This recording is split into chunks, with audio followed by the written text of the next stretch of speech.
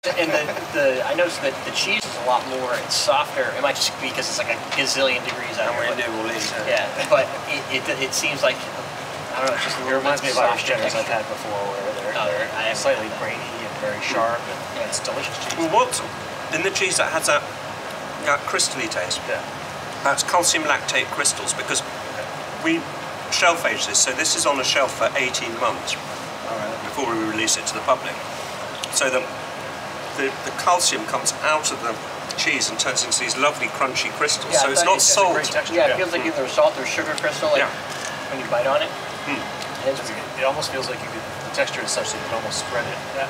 Is that just because of the heat here, or is that? Well, it's this warm, but I mean, when it comes out of the fridge, it's hard, but it's not too strong, is it? No, it's not. No, and I'm not a big fan of too strong of a cheese. I love cheddar.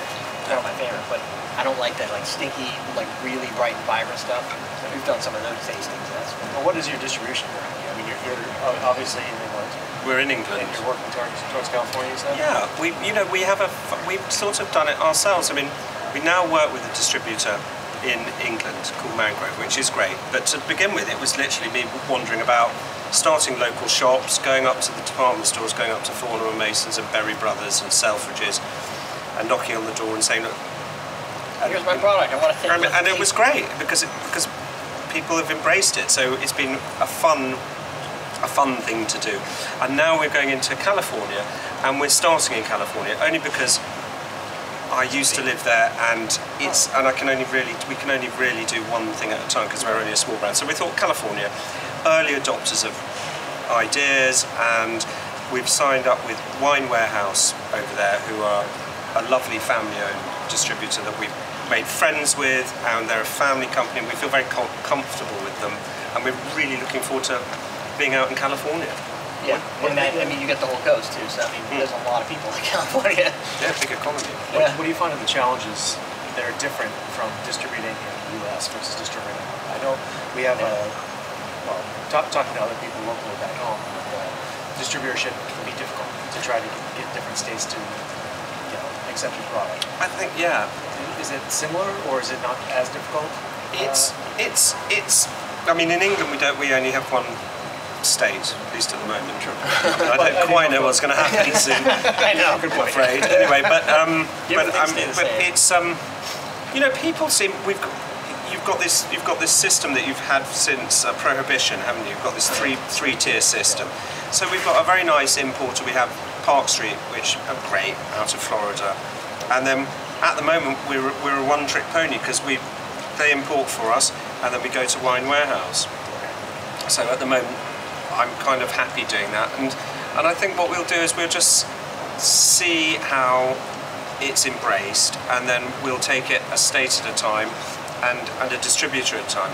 I mean, I think the one thing about being a small brand is not to try and be too greedy and concentrate on getting it to people who really like it and really get on board with it, rather than trying to just do volume, because it's not really what it's all about. Right. It's about we're excited about this product, we're very proud of it, we love it, and we want everyone else to try it. It's like creating a great product and seeing it flourish and not extinguish itself.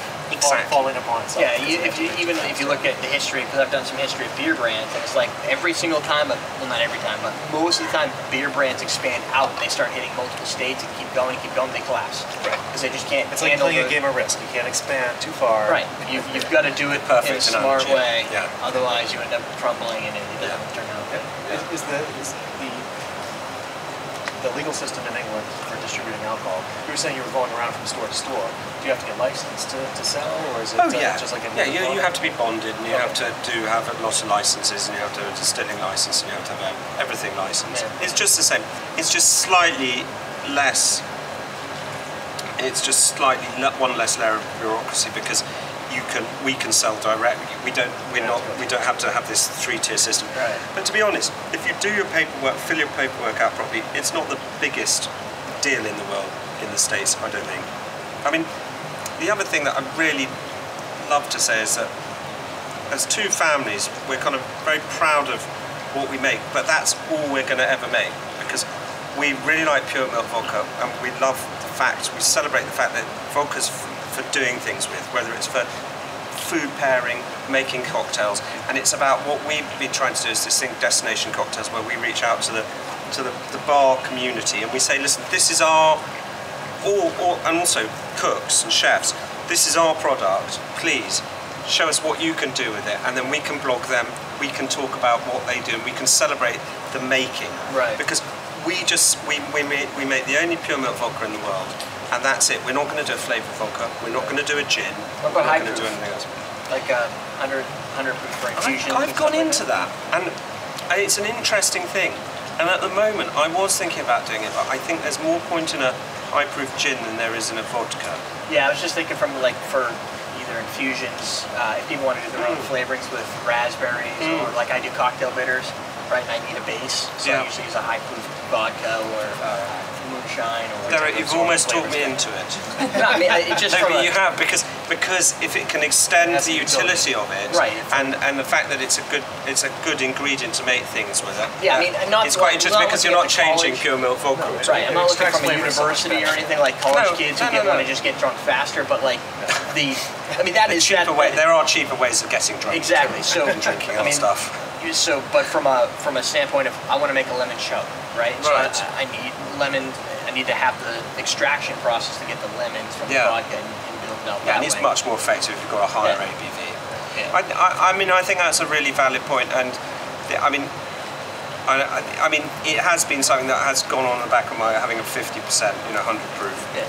But if we did anything, that would be it. But I'm not going to start sticking little bits of vanilla. That's the short lemon zest in. It just ain't going to happen. And I don't really want to make a gin either. It's demarketing, really, owning the brand, getting people to embrace it, sharing the brand and growing the brand. But if you did a gin, then you're in England, it's almost like it's expected. Well, there's that, and also we really love pure milk vodka, and we think it's got a unique taste. And I don't really want to do too much to it. Right. I just want to keep on keeping the quality there and doing what we do well. Unless 4 years from now you're like starting to think, what else can I do? And then you take another path. But I might go make a film or something. Yeah. If it ain't broke, right? As the saying, if it ain't broke, don't fix it. Well, there's that, and also it's like I don't think I can't see myself making a gin ever.